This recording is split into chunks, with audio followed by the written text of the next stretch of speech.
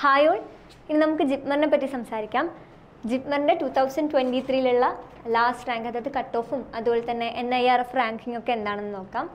ജിപ്മർ 2 ഇൻസ്റ്റിറ്റ്യൂട്ടാണുള്ളത്. ജിപ്മർ പുതുച്ചേരി അല്ലെങ്കിൽ ജിപ്മർ പോണ്ടിച്ചേരിയും അതുപോലെ തന്നെ ജിപ്മർ കരൈക്കലും. അതിൽ ജിപ്മർ പോണ്ടിച്ചേരിയാണ് ടോപ്പ് ഇൻസ്റ്റിറ്റ്യൂട്ട്. NIRF റാങ്കിങ് വന്നിട്ട് 5 വരുന്നത്. ആൻഡ് കഴിഞ്ഞ വർഷം, അതായത് 2023 കട്ട് ഓഫ് പറയുകയാണെങ്കിൽ ജനറൽ കാറ്റഗറിയിൽ ജിപ്മർ പോണ്ടിച്ചേരിയിൽ ലാസ്റ്റ് കയറിയത്, റൗണ്ട് 1 ലാസ്റ്റ് കയറിയത് 269 ആണ്. OBCയിൽ റൗണ്ട് 1 591ഉം റൗണ്ട് 2 592 ആണ്. EWSൽ റൗണ്ട് 1 1350ഉം റൗണ്ട് 2 1576ഉം. SC കാറ്റഗറി നോക്കുകയാണെങ്കിൽ റൗണ്ട് 1 3630ഉം റൗണ്ട് 2 3985 ആണ് കയറിയിട്ടുള്ളത്. ST കാറ്റഗറിയിൽ റൗണ്ട് 1 11584ഉം റൗണ്ട് 3 29335. ജിപ്മർ കരൈക്കലിനെ പറ്റി പറയുകയാണെങ്കിൽ ലാസ്റ്റ് ഇയർ കയറിയിട്ടുള്ളത് റൗണ്ട് 1 2679ഉം റൗണ്ട് 2 4039ഉം റൗണ്ട് 3 5490. OBC കാറ്റഗറിയിൽ റൗണ്ട് 1 3912ഉം റൗണ്ട് 2 5370ഉം റൗണ്ട് 3 8026ഉം. EWSൽ റൗണ്ട് 1 5707, റൗണ്ട് 2 7269, റൗണ്ട് 3 9173. SC കാറ്റഗറിയിൽ റൗണ്ട് 1 29840, റൗണ്ട് 2 41019, റൗണ്ട് 3 60495. ST കാറ്റഗറിയിൽ റൗണ്ട് 1 47860, റൗണ്ട് 2 61566, റൗണ്ട് 3 75587.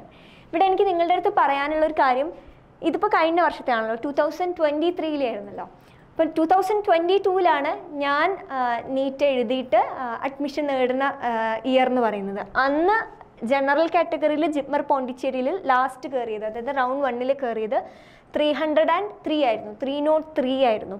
അപ്പം ഈ വർഷം എന്താ, കഴിഞ്ഞ വർഷം 303 ആയിരുന്ന സാധനം ഈ 2023 വന്നപ്പം 269 ആയി. അപ്പോൾ അത്ര ഏകദേശം ഒരു 40യുടെ അടുത്ത് ഡിഫറൻസ് വന്നു.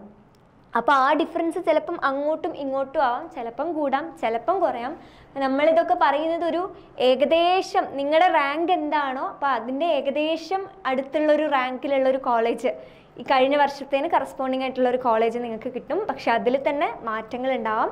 ചിലപ്പം ഈ റാങ്കിനേക്കാളും താഴ്ന്ന റാങ്ക് ആയിരിക്കും അവിടെ കയറുള്ളൂ, ചിലപ്പം അതിലും കൂടിയ റാങ്ക് കയറുമായിരിക്കും. എനിവേ നല്ല പ്രതീക്ഷയായിട്ടിരിക്കുക. നമ്മുടെ കൗൺസിലിംഗ് പ്രോസസ്സൊക്കെ വേഗം തന്നെ സ്റ്റാർട്ട് ചെയ്യുന്നതാണ്. കുറച്ച് ദിവസങ്ങൾക്കുള്ളിൽ, വിത്തിൻ ഒരു 1 മന്തിൻ്റെ ഉള്ളിൽ നിങ്ങൾ ആഗ്രഹിക്കുന്ന ആ ഒരു ഇൻസ്റ്റിറ്റ്യൂട്ടിൽ ചേരാൻ പറ്റും. ഇനി വരാൻ പോകുന്ന ഒരു 5.5 കൊല്ലം നിങ്ങൾക്ക് അവിടെ MBBSന് പഠിക്കാൻ പറ്റും. അപ്പോൾ all the best, choose wisely. പിന്നെ ഒരിക്കലും നിങ്ങൾ ചൂസ് ചെയ്തിട്ടുള്ള ആ ഒരു ഇൻസ്റ്റിറ്റ്യൂട്ടിനെ ആലോചിച്ചിട്ട്, അല്ലെങ്കിൽ ഞാൻ ഇവിടെ അല്ലായിരുന്നു മറ്റ് ഇൻസ്റ്റിറ്റ്യൂട്ടായിരുന്നു എടുക്കേണ്ടത് എന്നൊന്നും ഒരിക്കൽ പോലും നിങ്ങൾക്ക് റിഗ്രറ്റ് തോന്നരുത്. അപ്പോൾ നിങ്ങൾ എല്ലാം കൊണ്ട് നിങ്ങൾക്ക് നിങ്ങളുടെ റാങ്കിനൊക്കെ പറ്റി, അല്ലെങ്കിൽ എല്ലാം കൊണ്ടും നിങ്ങൾക്ക് കംഫർട്ടബിൾ ആയിട്ടുള്ളൊരു ഇൻസ്റ്റിറ്റ്യൂട്ട് ഇന്നതാണ് എന്ന് മനസ്സിലാക്കിയതിന് ശേഷം അവിടെ പഠിക്കുന്ന ഏതെങ്കിലും ഒരു സീനിയറിന് നമ്പർ മേടിക്കാൻ പറ്റുമെങ്കിൽ അങ്ങനെ മേടിക്കുക. എന്നിട്ട് അവരുമായിട്ട് കോൺടാക്ട് ചെയ്തിട്ട് അവിടുത്തെ കാര്യങ്ങൾ, അവിടുത്തെ അക്കാഡമിക്സ്, എക്സ്ട്രാ കരിക്കുലർ ആക്ടിവിറ്റീസ് ഇതൊക്കെ എങ്ങനെയാണ് എന്ന് നോക്കിയിട്ട് ചൂസ് ചെയ്യുക. പിന്നെ എല്ലാം കൊണ്ടും 100% തികഞ്ഞ ഒരു കോളേജൊന്നും നമുക്ക് കണ്ടെത്താൻ പറ്റില്ല. എല്ലാം കൊണ്ടും നല്ലതായിരിക്കും, പക്ഷെ നമുക്ക് ദൂരം ഉണ്ടാവും, അല്ലെങ്കിൽ നമുക്ക് വീട്ടിൽ നിന്ന് പോയി വരാനുള്ള അങ്ങനെ കുറേ ബുദ്ധിമുട്ടുകളൊക്കെ ഉണ്ടാവുമായിരിക്കും. അപ്പോൾ എല്ലാം വെച്ച് നോക്കുക, ഈ പ്രോസും കോൺസും ഒക്കെ നോക്കുന്ന സമയത്ത് ഏറ്റവും കൂടുതൽ പ്രോസ് ഉള്ള ഒരു ഇൻസ്റ്റിറ്റ്യൂട്ട് ചൂസ് ചെയ്യുക. അപ്പോൾ ഓൾ ദ ബെസ്റ്റ്.